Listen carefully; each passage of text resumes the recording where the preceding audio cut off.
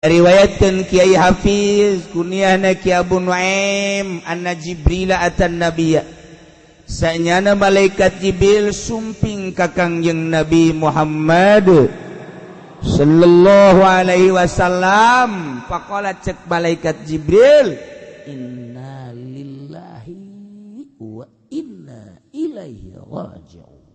Masyaallah malaikat Jibril maca inna lillahi atau Kangjeng sarua faqala Nabi cek Kangjeng Nabi inna lillahi wa inna ilaihi raji'un sarua pabi badzalik tina naon eta aja Jibril kok ngucapkeun inna lillahi wa inna ilaihi raji'un.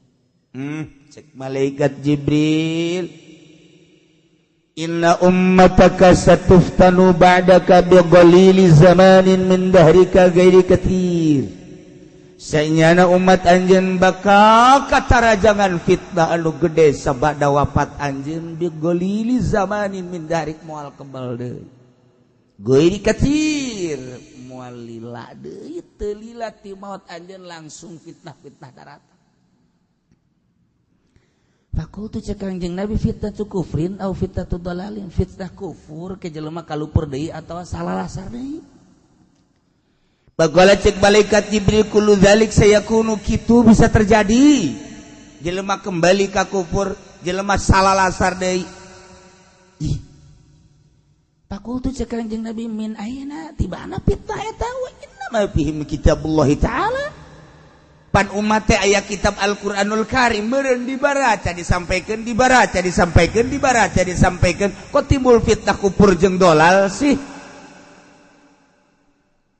Cek malaikat Jibril justru bi kitabillahi ta'ala yuftanuna. Umat anjeun bakal katarajangan fitnah dengan kitab Al-Qur'anul Karim. Cek Kangjeng Nabi kok kitab Quran mau fitnah? Permasalahanana cek malaikat Jibril teh wadzalika min gibali umaraihim wa qurraihim timbul ti arah para pemerintah penguasa jeung para kiai-kiaina dibaraca ku kiai teh di hareupeun pemerintah bahkan pemerintah nage maraca Al-Qur'anul Karim teu saeutik nu jadi pejabat jadi menteri dibaraca Quran bahkan talar Quran jadi gubernur dibaca Quran talar Quran bupati kitu kene bahkan aya nu habib nu kiai kitu kene ulama na teu saeutik anu duduk di MPR kiai nu duduk di DPR pusat di dewan di daerah loba Quran dibaraca Quran teh dimusabakohkeun tapi jadi fitnah. Iyalah paman engke bakal terjadi. Masya Allah geus dibacakeun ku malaikat Jibril ka Kangjeng Nabi seperti eta berarti ti Gusti Allah yamnaul umara al-qurra al-huquq di negara Islam teh Muhammad aya bagian ulama teh bagian tersebut bakal moal dibikeun ku pemerintah dihem-hem diteleng ku para penguasa teh dibikeun bagianana ka para mufti-mufti bakal timbul fitnah seperti eta di mimitianana fayadlimuna huquqahum pemerintah ngazolim terhadap para qurra dengan hak-hakna nu teu diberikan wala yutunaha pemerintah temikeun hak-hakna ka para kiai para ulama timbullah ayaqqa tatiluna parang umat anjeun bakal wayiftiluna jeung pada mararit. Masya Allah engke teh bakalna hak-hak para kiai para ulama tadi bikeun lantaran dengan alasan ieu teh jang pembangunan ieu timbullah kezaliman pemerintah terhadap para ulama terhadap para qurra pembaca Al-Qur'an pengurai Al-Qur'an pencetus hukum-hukum nu meunang nyokot tina Al-Qur'anul Karim hakna teh dibikeun akhirna didinyalah mulai kezaliman pemerintah geus kulantaran ayeuna mah eueuh hak Para ulama geus teu berdaya. Dibuatlah negara lain negara Islam, lain negara khalifah. Mulai amir, sultan, raja, pemerintah, raja. Ganti deui presiden. Mengabaikan ulama. Mengabaikan para kuro, mengabaikan kiai. Bakal terjadi cek malaikat Jibril Muhammad seperti eta ke umat anjeun. Masya Allah karim. Kiai hanya dijadikan pelengkap di negara.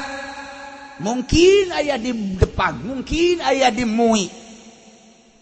Awalna jadi filter siga bagus, kabelah dituna moal dilijeh jeung moal didenge.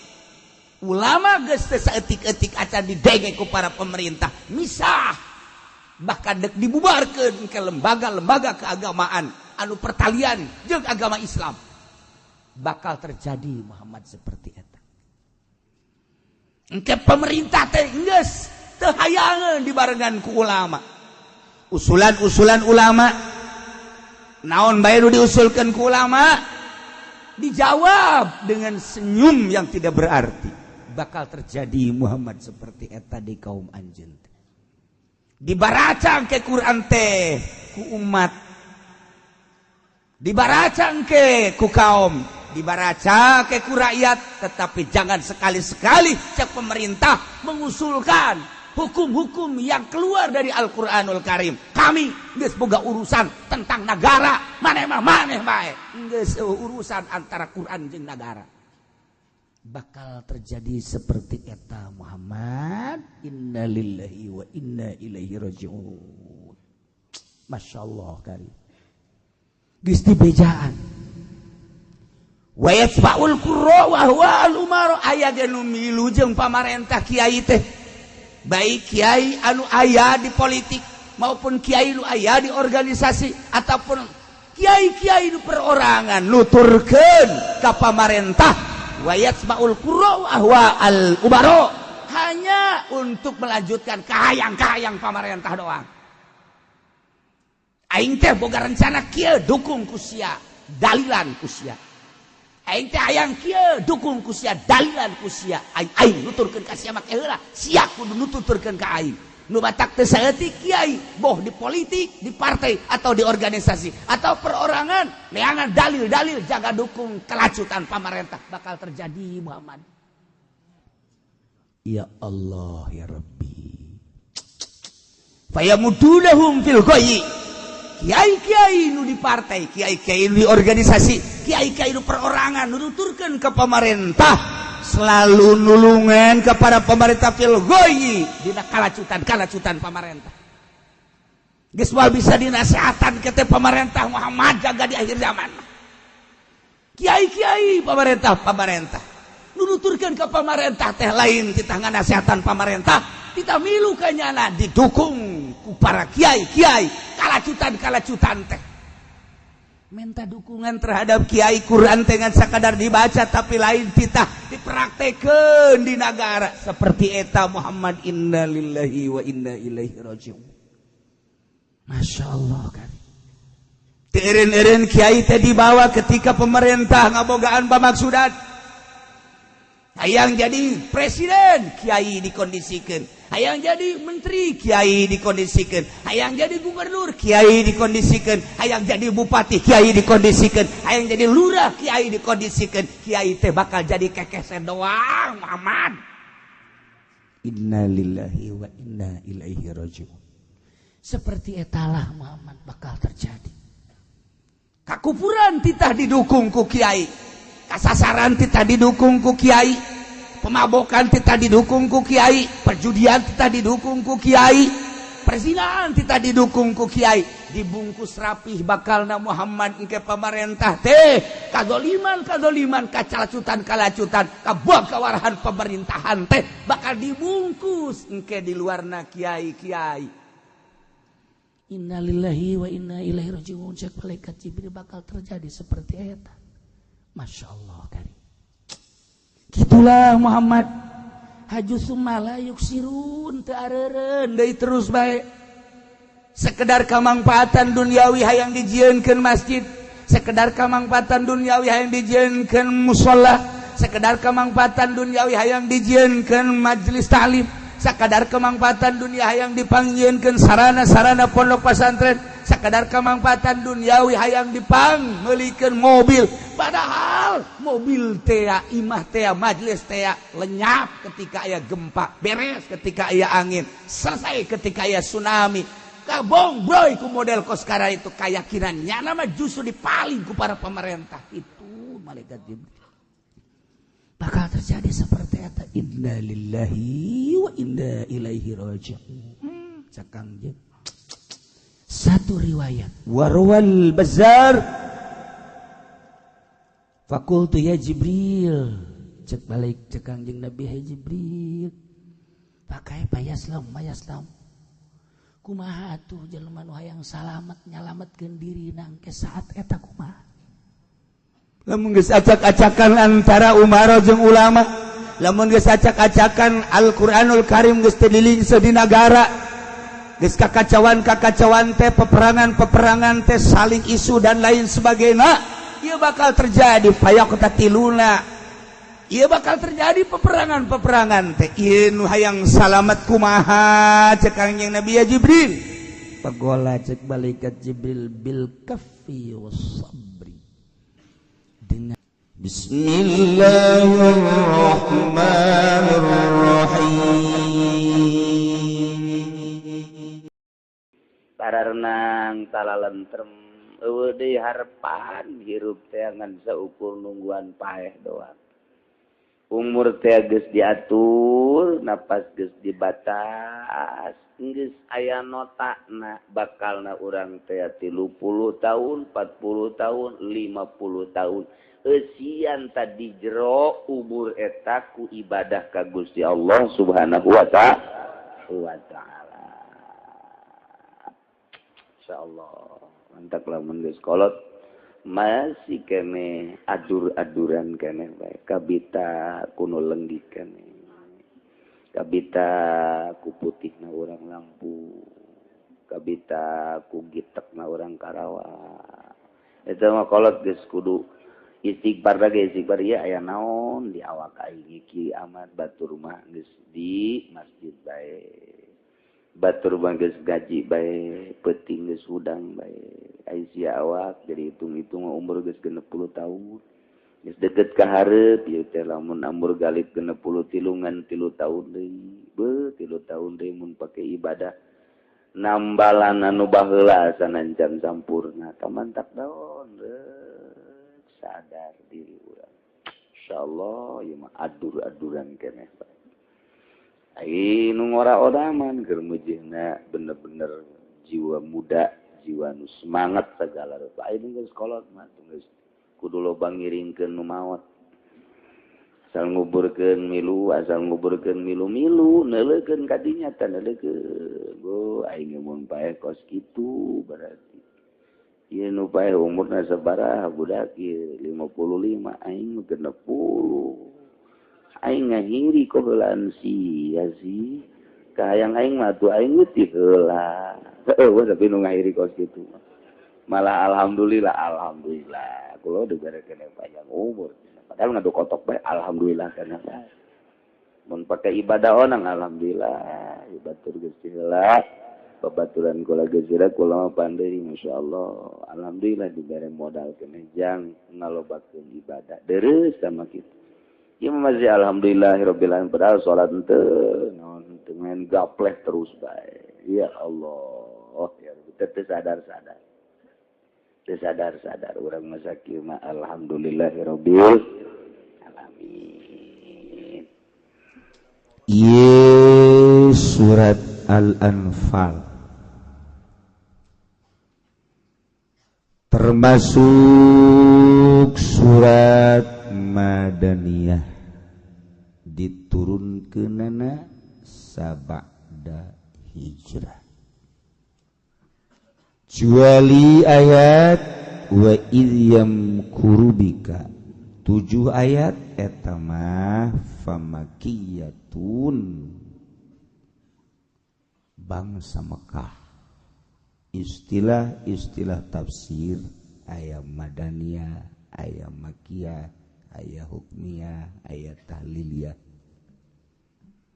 Ayat-ayat kisah, aya ayat-ayat ahkam hukmiyah, aya ayat-ayat tahliliyah, ayat tahlil.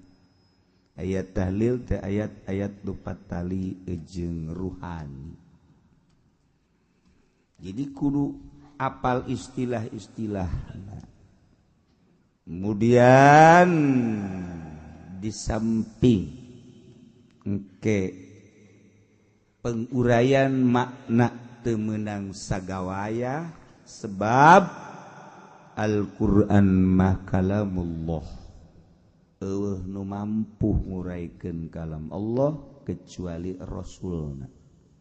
Geus atuh ditafsiran ku Kangjeng Rasul nu ngajelaskeun per kalimat per ayat maknana teu bisa selain Kangjeng Rasul.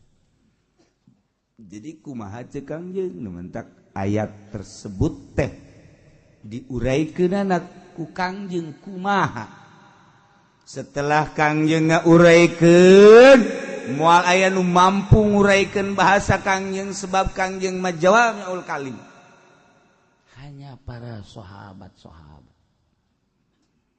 Dirangkum ti para sahabat keterangan ayat-ayat tersebut nu diuraikan ku Kangjeng ialah melalui ijma' mujtahid ulama. Geus atuh ulama ngajelaskeun ucapan Kangjeng ngajelaskeun dauhan Allah. Urang teu meunang. Mantak man fassarul Qur'an bi ra'yih falyatabawa maq'adahu minan nar. Jelema nu ngajelaskeun Quran ku otak ngasorangan berarti nyana geus nyahag tempat di neraka jahanam. Siap bae ka neraka. Mentak sieun urang saya gaji teh ku wahacak ulama ieu tafsir ieu tafsir ieu tafsir. Eta ge cek heula keterangan.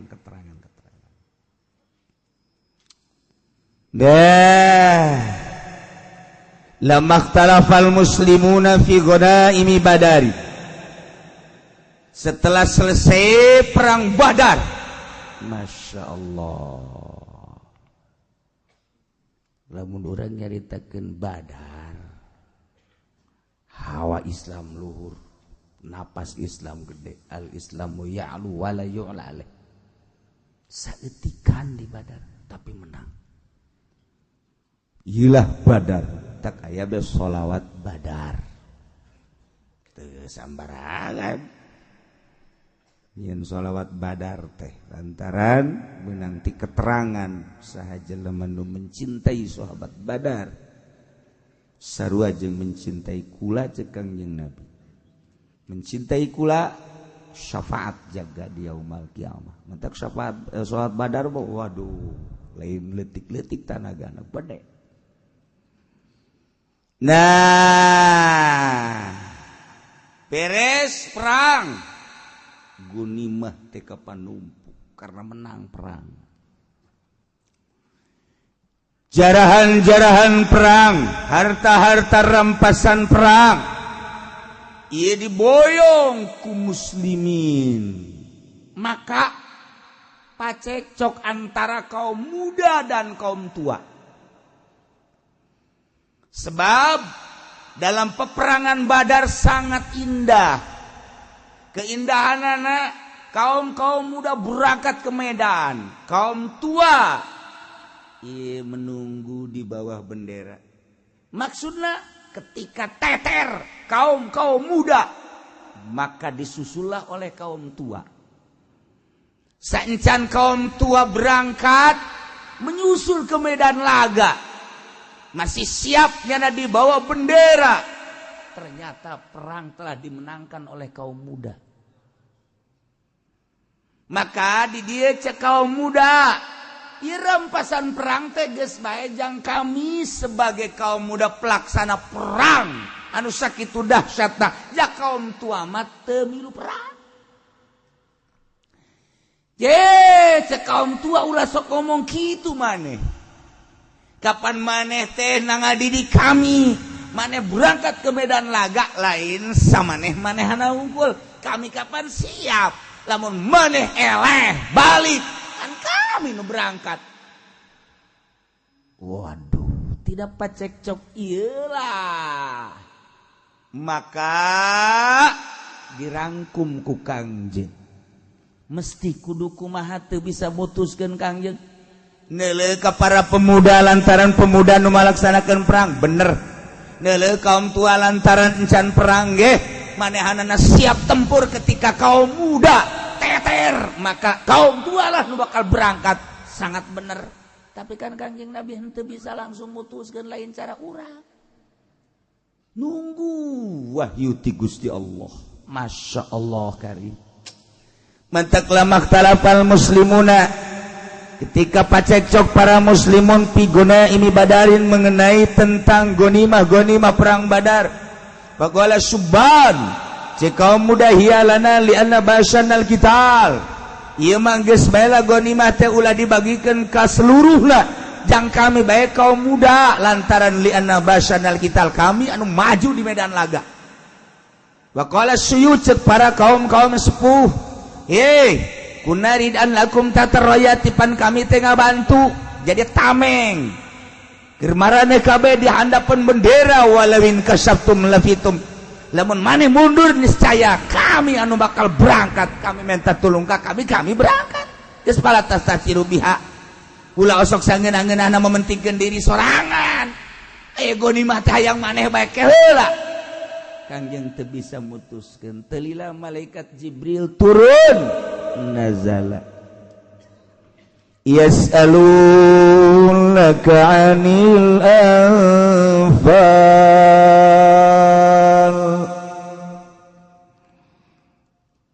Muhammad, para penanya ti dua golongan kaum muda jeung kaum tua yakni man habara badaron, jelema nu hadir di perang Badar teh yasaluna kana naranya ka aranjeun Muhammadiyah Muhammadu anil anfal, mengenai tentang harta-harta jarahan perang Badar. Ditanyakeun liman hiya, jang saha nu sabenerna, sebab kabeh ge usul kaum muda usul jang kami bae. Kaum tua ge usul ulah mementingkeun diri maraneh bae, atuh kabeh ge kudu kabagian liman huwa. Qul bejakeun Muhammad ka para penanya, al-anfalu lillahi war rasul. Harta-harta jarahan perang Badar mah ulawaka dipika yang kedua kelompok muda jeung tua, kuari masrakeun lillahi war rasul, serahkeun kanu bogana Gusti Allah jeung Rasul Allah, serahkeun nolkeun ke kumaha keputusan Allah. Urang nu hese ge ieu ngerahkeun diri ka Allah sapenuhna hese lain lalaga. Nu mantak Syekh Maulana Hasanuddin perang Banten babad Banten teh menang teh lantaran sanggeus Syekh Maulana Hasanuddin bisa berangkat di Cirebon ke Banten teh dengan perem, hebat kan berarti. Ketika Syekh Syarif Hidayatullah berangkat naik kapal ti laut Karangantu, tapi nu belah dieuna pelabuhan internasional. Cek Syekh Syarif Hidayatullah, abah geus bae jalan darat ulah jalan laut teu. Cek Syekh Syarif Hidayatullah, abah mendek jalan laut bae ulah bah 3 kali henteu, abah mendek jalan laut bae berangkat. Dalam perjalanan kena angin ngaguling parahu, acak-acakan kena badai. Syekh Syarif Hidayatullah langsung blek ka jero hudang deui, leumpang di luhur laut, plak plak plak plak plak. Dongeng mah ngareunaheun. Ai pas bae di urang, boro-boro di laut pan urang. Di curugan imah ge kakerlekan. Ieu ke baru sakit. Mantap begitu dah ka darat deui, samperkeun ku Syekh Maulana Nasruddin. Cek kula ge bah, jalan darat ditangkep langsung anakna. Berarti luhur maneh ilmu maneh. Geus lamun urang mah tuh cak kula ge bah bu kula tea urang mah kitu kan. Kula mah teh ya bahasa kos kitu aing tea. Ternyata bahasa kos gitu teh senem ngadengena. Peluk-peluk geus luhur ilmu maneh. Guys, ayeuna mah abah deuk berangkat terus. Jalan darat. Eta teh abah bacaanna mah hayang supaya mun capek tapi aya nu ngabantuan belah ditunda urang nganggang aya. La ilaha illallahul jalilul akbar. La ilaha illallah. Mali teruskeun ku aing. Atuh geus sia halali berbae.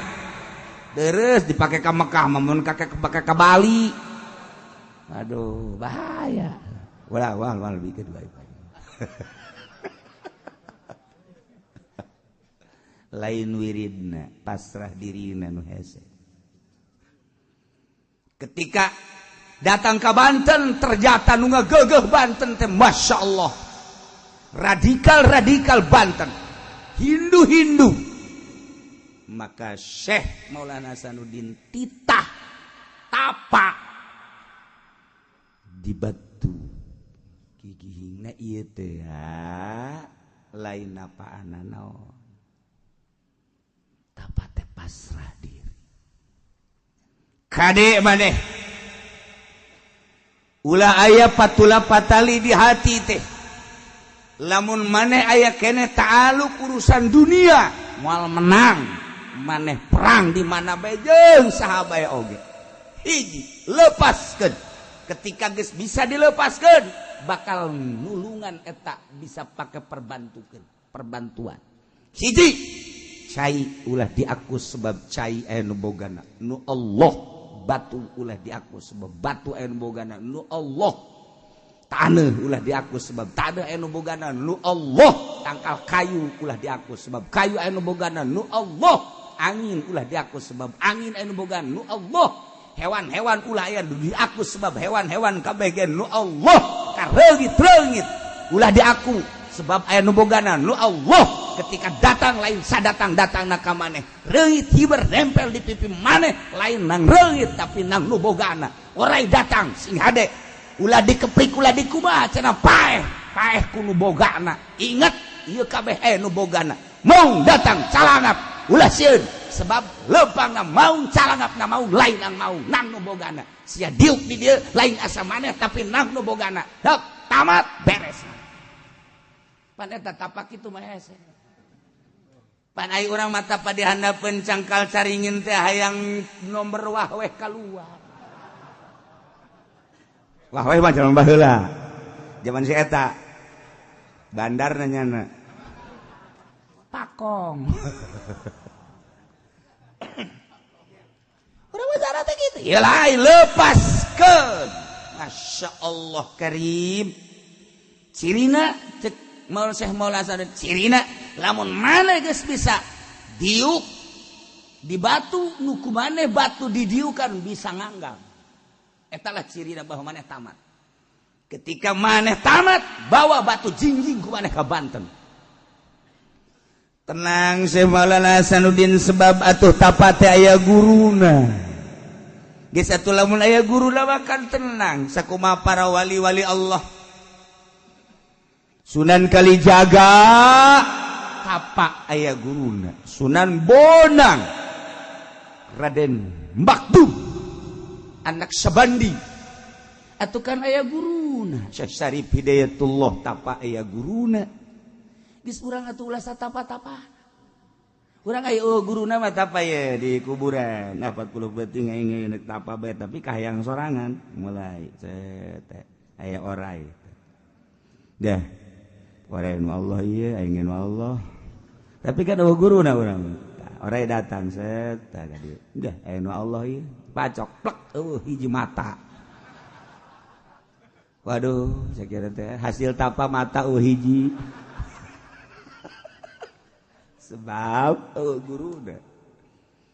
guruna apa panurain deui kahawaan ku guru emang kumaha gitu kahawaan Dimantak pertama kali tapa Syekh Maulana Sanuddin reungit.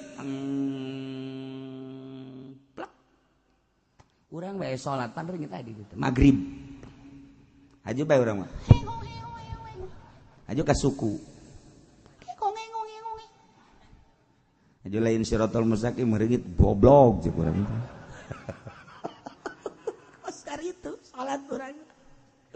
Tapi Syekh Maulana Sanuddin teh sakumaha tadi aing ngadiukeun Allah sia hiber nang Allah sia cicing dibeget aing nang Allah eueuh hiji lembu anu hiber lamun lain dihiberkeun ku Gusti Allah kayakinanna kan gitu eueuh hiji lembu nu hiber lamun lain dihiberkeun ku Gusti Allah dibawa ku angin anginna angin nu Allah lebuna lebu nu Allah datang ka aing didatangkeun ku Gusti Allah reungit eueuh hiji reungit nu hiber lamun lain dihiberkeun ku Gusti Allah sia cicing dibeungeut aing nang Gusti Allah keyakinan modal kos gitu kadeng ekan ku reungit udah ngereungit set hampura tuan kula titah nyoba ka tuan hampura leng tambah yakin kan urang makan di kerpak endahan bade beutungna di dieu atuh pan atuh aya urang ge ye aing nang Allah sia nang Allah ayo atuh cak reungit ngeunaheun aing aduh urut atel jasa urut atel tuh atau emang orang wancan datang ke keyakinan gitu atau can bisa ngomong jeung hewan nah emang cerita batur nolkeun tahun paling hese teh jadi kiai teh nggak nolkeun geus ngaji amil jurumnya sorop kemudian ngelal ngasal kemudian johar maktun mantek boh geus puguh alfiah mah segala jamul jawame aya di nyeuna kabeh nu hese nganolkeun ilmu Gusti lain nu aing moal sombong tapi lamun asa aing deuk ngaji naon sia alfiah tadi kumis aing jual maktun tadi kelek aing ayo tantangan sia aing teh sombong kan sebab ngaku jauh jeung Allah pinter aya di nyana tapi jeung Allah jauh sebab takabur Nailah titah nganolkeun ku Kangjeng teh kaum muda jeung kaum tua teh narurut atuh ai cek Gusti Rasul titah diserahkeun ka Allah jeung Rasul nama nyangakeun sadaya-daya kaum muda jeung kaum tua teh atuh kami mah ribut teh ngan sakadar ngaributkeun cek nafsu ai kitu mah deuk aya nu ngatur Gusti Allah jeung Rasulullah atuh mah geus sadaya-daya kaum muda jeung kaum tua nganolkeun diri tah hebatna para sahabat teh kos urang nol sungut doang gas ulah hayang ke ku abah diatur datang ka imah abah ngatur kumaha nya beres moal ya abah ya asana ku dibawakeun kampak abah ya anu ngasah kampak ngasah golok lain nol tama ngaranna kudu dinolkeun dumantak ku Gusti Allah jeung ku Kanjeng Rasulullah teh dijadikeun eta harta rampasan teh pengaturanana aya kedu bakal dicaritakeun ku Gusti Allah melalui wahyu selanjutna haitsu sya'atu faqasamahuma maka ku Gusti ka Rasul teh dibagikeun faqasama ieu harta dibagikeun bainahum antara kaum tua jeung kaum muda ala sawa akurkeun tuh masalah moal turun ayat ieu lamun awalna para sahabat teu harudak tetep sahabat mentek mulia satu sisi orang ningali ko sahabat teh ribut ghanimah berarti sahabat teh meureun teh karena Allah sakelas sahabat bae ge hasil perang teh ko diperebutkeun urang teh kan boga pikiran kitu ka para sahabat horenganan nang Allah ngahudangkeun pikiran eta supaya turun ayat ieu mun ayat eta moal turun ayat ieu mun teu karitu sahabat teh jadi ka sakadar sabab disababan ku eta jang urang kuari jang umatna masya Allah mentak kadieuna dilanjutkeun fattaqullah sing salarian maneh ka Gusti Allah jaga Allah. Bahasa jaga Allah teh ku Gus Dur mah diseungseureikeun. Jaga Allah. Lu yang harus dijaga. Allah dijagai. Buku lu yang dijagain sama Allah. Bisaan Gus Dur. Rempan sieun maneh ka Allah. Jaga diri masing-masing. Ulah nurunkeun bebendon Allah. Hiji, dua, wa aslihu dzata bainikum. Damekeun, rapikeun, patutkeun hakikat sengketa nu terjadi di antara aranjeun kabeh. Ai haqiqatan ma bainakum tegesa hakikat persengketaan nu terjadi rebutan harta ghanimah badar antara kaum muda jeung kaum tua. Ieu kudu dipatutkeun, dirapikeun, bereskeun bil mawaddati wa tarkin niza', dengan penuh kecintaan terhadap Allah jeung Rasulna jeung ninggalkeun persengketaan pacekcokan tinggalkeun teu bagus nurut Mantaqwati Allah wa Rasulullah sing narurut maraneh kabeh ka Allah jeung Rasul Allah. Kumaha engke Allah jeung Rasulna cara ngabagina in kuntum mu'minin, lamun aranjeun kabeh ariman kalawan hak bener-bener iman. Lamun anjeun iman ka Allah, iman ka Kangjeng Rasulullah, kalawan iman anu bener maka tuturkeun sing nurut ka Allah jeung Rasulna. Sahabat mah dikitukeun teh langsung. Nafsu urang teh horenganan kieu cek kaum muda. Padahal contoh-contoh nu tari heula nu sarugi harta teh horenganan paeh maja teh dibawa. Ketika ribut soal harta diributkeun padahal manu diributkeun teh jate di dahar kabeh. Ketika dodong sokan, dedesekan, ancul-anculan neangan dunia, ternyata horeng dunia tengah hisab. Halaluha hisabun wa haramuha iqab. Untung urang aya Kangjeng, pasrahkeun sagala-galana ka Kangjeng. Kaum tua leuwih sadar, cek kaum tua. Kami mah terdesak ke kulantaran kamak makan maneh be padahal kami memengeus karolot. Di mana diberena geja kami memuali cekel nyaho kadahar nyaho henteu. Nyerahkeun sadaya-daya ka Allah jeung Rasulna. Sahabat mah babari. Urang lamun encan kampak sing jeleger. Golok huthep. Tembakan ces. Mana tembakan ces dor tuh. Tah urang lagi mempertahan. Ya Allah ya Rabbi, nafsu makin menjadi-jadi urang teu pernah sadar. Geus kolot umur 65-70 tahun teh lain beki sadar. Huis geus lain di hulu, lain di suku, bahkan di nusok ditutupan geus huis. Eta teh teguran ti Gusti Allah. Matak naon sadar? Abah teh geus kolotna. Ya harta abah teh sakikieuna anu ngajadikeun sabab jeung lantaran maneh harirup teh ieu disababan ku ieu hakikat teman nang Gusti Allah. Abah nyawa isuk nyawa sore jages deui lain rasaan abah. Emang kunaon gitu abah? Lain deui rasaan abah bangun sehat ge padahal mah beuh abah teh ieu gering malulu. Ngan teu nganggap we abah mah ieu meureun ku kasombongan abah, ku katololan abah. Na ieu mah diserahkeun ka maraneh babagi ya hartanya. Los lanjutkeun ku maneh teh ieu perusahaan abah mah tarima beres be pokona mah nyawa setor we ka abah jo. Tadei abah belon tak abah tadi setor babur nggak jadikan karyawan ke anak lain gitu geus abah teh hayang arurus gumane untung yang mana bisa yang mana abah mangan ngadoakeun bae acan rek mereka abah biakar teu masalah abah mah nyawa isuknya sore Abah mah ku anak Abah malah atuh sapira saya hirup sakieu deui.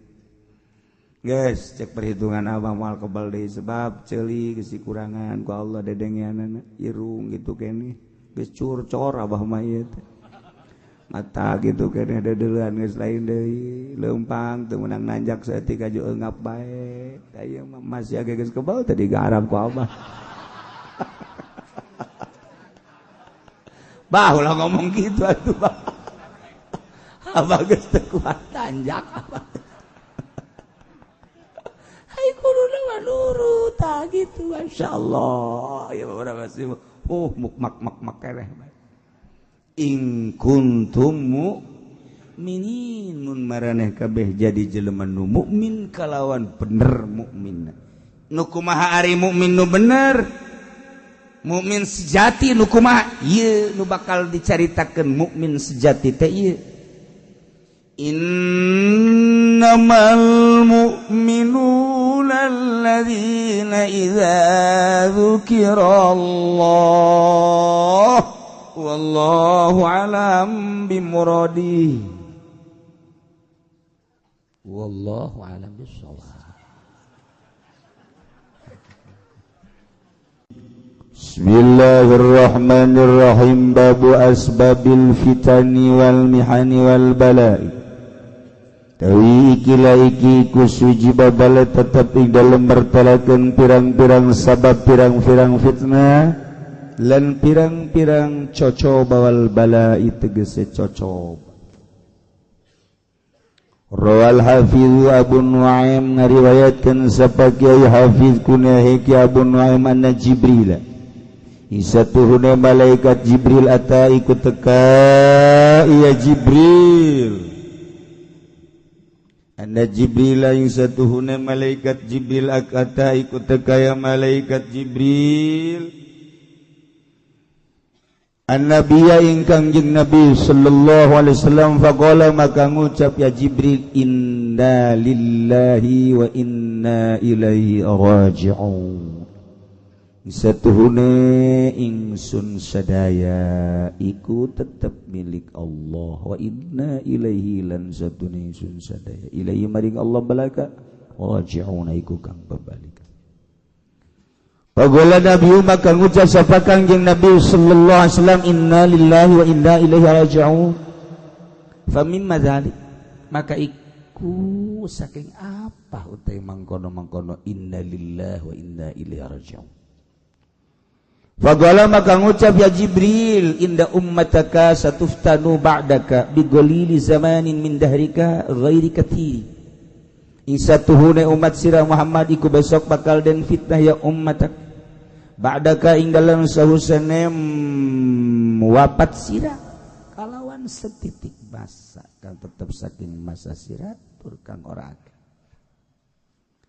Fakultu maka ngucap ingsun fitnatu kufrin au fitnatu dhalali yaiku fitnah kufur atau fitnah kesasaran.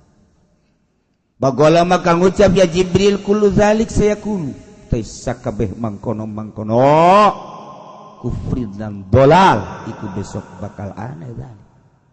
Pakutu maka ngucap isun wa min ayana lan iksan saking endi lan iku saking endi utai fitnah. Wa inna ma fihim kitabullah ta'ala lan ing pasina iku tetep ing dalem umat teh utawi kitab Allah taala hale malur ya Allah. Bagala maka ngucap ya Jibril bi kitabillahi taala yuftanuna kalawan kitab Allah taala hale malur ya Allah den fitnah ya ummatak. Wa dzalika min kibali umaraihim wa qurraihim utai mangkono fitnah ikut tetep saking ara-ara pirang-pirang pemerintah ya umat dan pirang-pirang kang maca Qur'an ya umat. Yamna'ul umara'u al-qurra'a al-huquq nyegah isapa pirang-pirang pemerintah ing pirang-pirang pembaca Quran ing pirang-pirang hakim palibudah huquqahum maka ngazalim ya umara ing pirang-pirang hakim qurra wala yutuna lan orang ngawe ya umara ha ing huquq fayaqatiluna maka perang ya umat wa yuftanuna lan dan fitnah ya umat wa yatba'ul qurra'u lan nganut tisapa qurra ahwa al umara ing pirang-pirang kahayang pirang-pirang pamarentah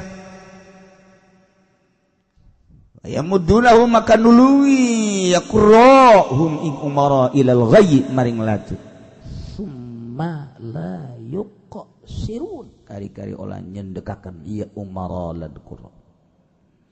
Fakultu maka ngucap ingsun ya Jibril hai Jibril pakai fayaslamu man yaslam maka halebo kaya apa salamat sa pongkang salamat yaman qala maka ngucap ya Jibril bil kaffi was sabri kalawan nahan nyegah lan sabar in utu alladzi lahum akhadhu wa in muni'u taraku lamun ngawehakeun in utu lamun ngawehakeun atau in utu lamun den wehakeun nya qurra ingkang tetap lahum kada qurra maka galak qurra hu ing ladzi lan lamun den cegaya qurra maka ninggal ya qurra hu ing ladzi.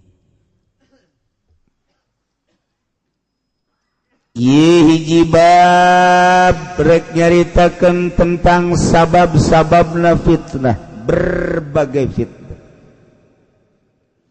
sabab-sabab berbagai ujian-ujian cobaan-cobaan terhadap umat Kangjeng Nabi Muhammad sallallahu alaihi wasallam.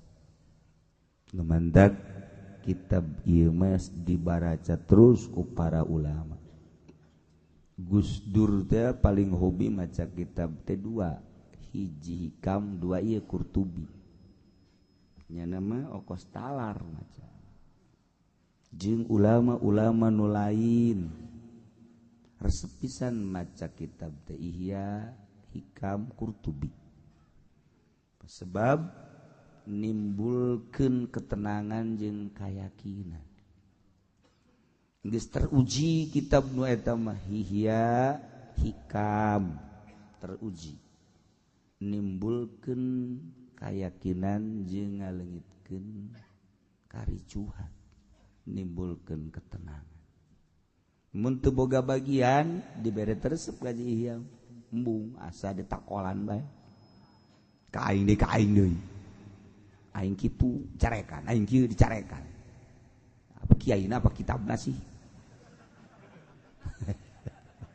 Kitu keneh Hikam. Teu boga bagian.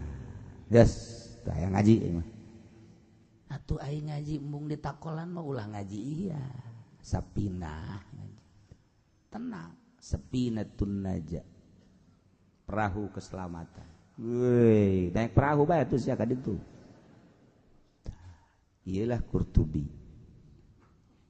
Rawal Hafiz Abu Nuaim ngariwayatkeun Kiai Hafiz kunyahna Ki Abu Nuaim anna Jibril atan nabiyya sanyana malaikat Jibril sumping ka Kangjeng Nabi Muhammad sallallahu alaihi wasallam faqala cek malaikat Jibril inna lillahi wa inna ilaihi raji'un. Masya Allah. Malaikat Jibril maca innalillahi. Atuh kangjeng geus sarua faqala Nabi. Cek kangjeng Nabi innalillahi wa inna ilaihi raji'un. Sarua. Pabi badzalik. Tina naon eta aja Jibril kok ngucapkeun innalillahi wa inna ilaihi raji'un.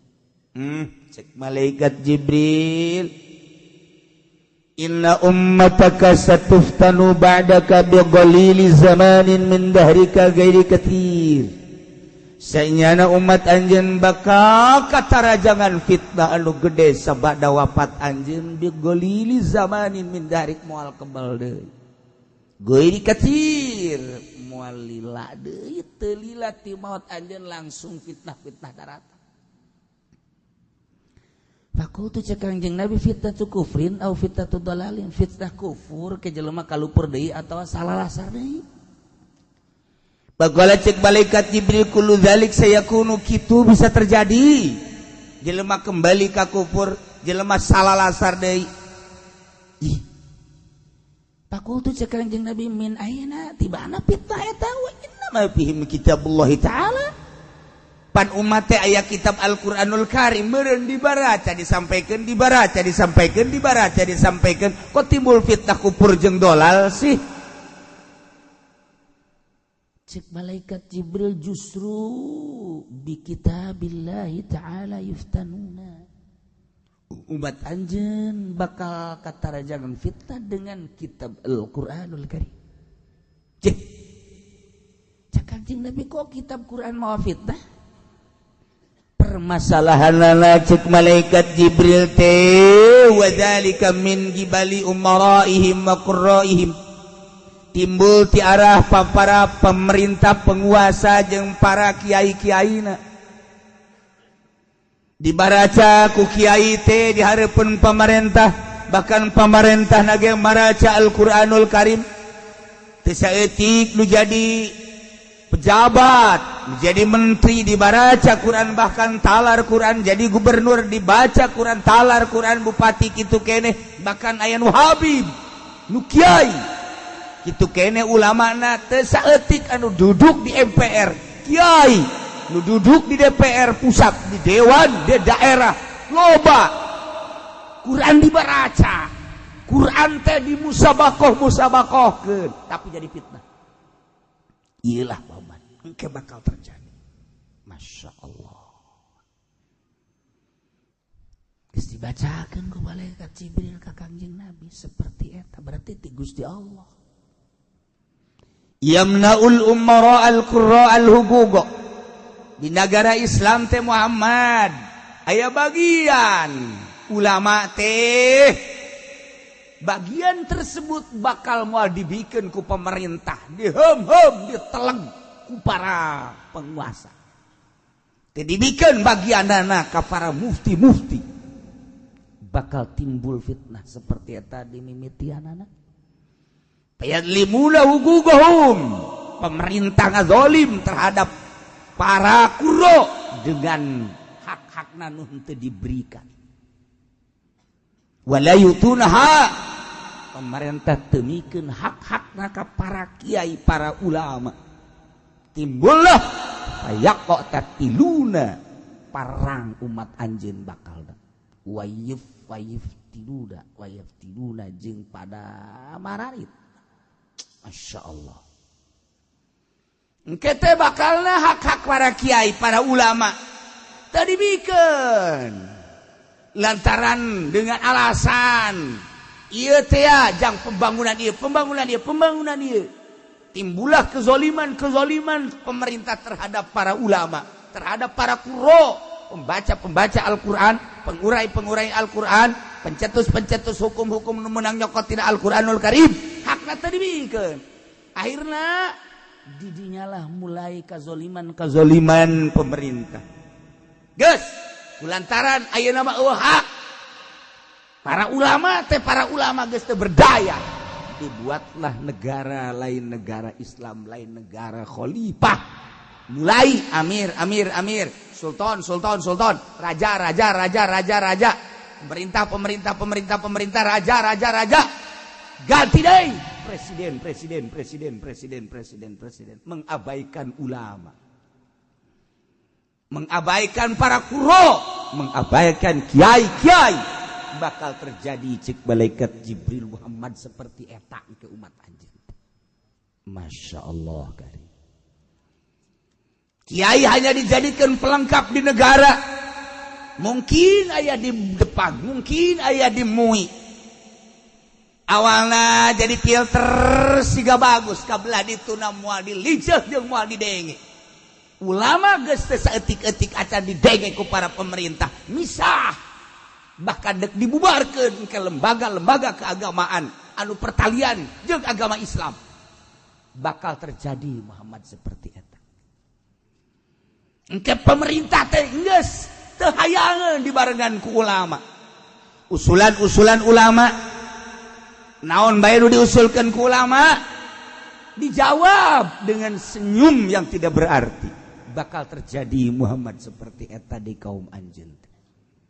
Dibaraca ke Quran teh ku umat, dibaraca ke ku kaum, dibaraca ke ku rakyat, tetapi jangan sekali-sekali cek pemerintah mengusulkan hukum-hukum yang keluar dari Al-Qur'anul Karim. Kami geus boga urusan tentang negara, maneh bae.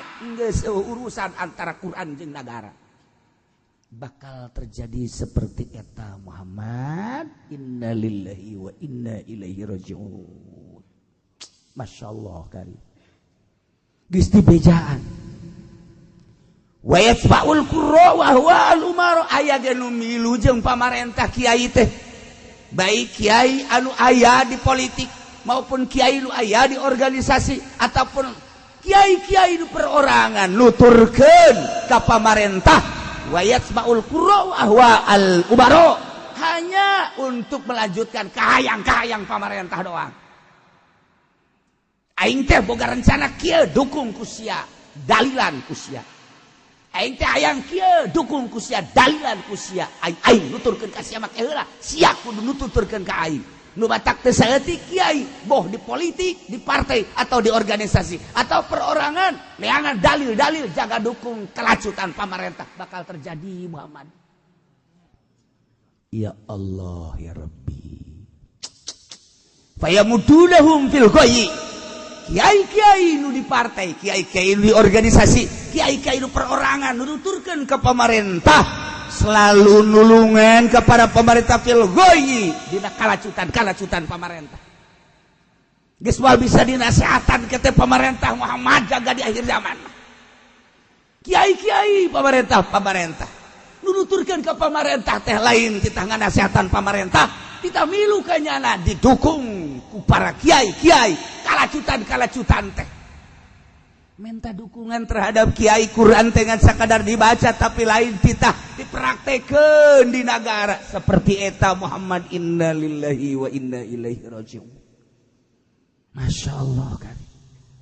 Teureun-eureun kiai teh dibawa ketika pemerintah ngabogaan pamaksudan. Hayang jadi presiden, kiai dikondisikan. Hayang jadi menteri, kiai dikondisikan. Hayang jadi gubernur, kiai dikondisikan. Hayang jadi bupati, kiai dikondisikan. Hayang jadi lurah, kiai dikondisikan. Kiai teh bakal jadi kekesen doang Muhammad. Innalillahi wa inna ilaihi raji'un. Seperti etalah Muhammad bakal terjadi. Kakufuran titah didukung ku kiai. Kasasaran kita didukung ku kiai, pemabokan kita didukung ku kiai, perjudian kita didukung ku kiai, perzinahan kita didukung ku kiai, dibungkus rapih bakalna Muhammad engke pemerintah teh kadzaliman kalacutan kabuang kawarahan pemerintahan teh bakal dibungkus engke di luarna kiai. Innalillahi wa inna ilaihi raji'un. Cek malaikat Jibril bakal terjadi seperti eta. Masya Allah kan. Gitulah Muhammad. Haju sumala yuk sirun teareren dari terus baik. Sekedar kamangpaatan duniawi hayang dijieunkeun masjid, sekedar kamangpaatan duniawi hayang dijieunkeun musholla, sekedar kamangpaatan duniawi hayang dijieunkeun majelis ta'lim, sekedar kamangpaatan dunia hayang dipanggieunkeun sarana-sarana pondok pesantren, sekadar kemampatan duniawi hayang dipang meulikeun mobil, padahal mobil teh imah teh majelis teh lenyap ketika aya gempa, beres ketika aya angin, selesai ketika aya tsunami. Kabong broy ku model koskara itu keyakinannya nama justru dipaling ku para pemerintah itu malaikat Jibril. Bakal terjadi seperti eta. Innalillahi wa inna ilaihi raji'un. Cakang jeung satu riwayat warwal Bazzar fakultu ya Jibril, cek balik cekang jeung Nabi Jibril pakai payaslam kumaha atuh jelema nu hayang salamet nyalametkeun diri nangke saat eta kumaha lamun geus acak-acakan antara umara jeung ulama, lamun geus acak-acakan Al-Qur'anul Karim geus teu dilingse di nagara, geus kakacauan teh peperangan teh saling isu dan lain sebagainya, ieu bakal terjadi fayaqtatiluna. Ieu bakal terjadi peperangan teh. Ieu nu hayang salamet kumaha cek kanjeng Nabi Jibril. Pagola cek malaikat Jibril bil kaffi was sabri. dengan nahan diri sabar mual bisa digoyang-goyang pemerintah sakali zalim tetap zalim. Allah menghendaki seperti itu. Tetapi berjuang mah terus cuman supaya katingali syiar-syiar agama Allah. Eta mah kaditunain utul ladzi lahum akhadhuhu wa in muni'u taraku. Lamun hak-hakna dibere ku pamarentah cokot, lamun diterima usulan-usulan kiai atuh sok alhamdulillah. Lamun masih kana dihormati para kiai atuh fadl Allah. Lamun masih kana aya lolowong-lolowong kiai terhadap pemerintah atuh terima. Tapi wa in muni'u tarakuhu, lamun mesti dibere ku pemerintah eueuh celah ti pemerintah, diantep ku pemerintah teh, diabaikeun ku pemerintah teh, tarakuhu mesti antepkeun bae. Tugas kiai hanya sekedar memberikan petuah-petuah supaya ulah kedatangan ghadab Allah Subhanahu wa taala. Ketika kiai cicing ke ghadab Allah datang, Allah ngirim angin, Allah ngirim cai, Allah ngirim gempa, Allah ngirim segala rupa persiksaan-persiksaan. Tanggung jawab hanya sekedar nyampaikan didenge jeung teu didenge. Urang dengekeun kumaha pemerintah cek malaikat Jibril kitulah di akhir zaman. Inna lillahi wa inna ilaihi raji'un. Wallahu a'lam bissawab.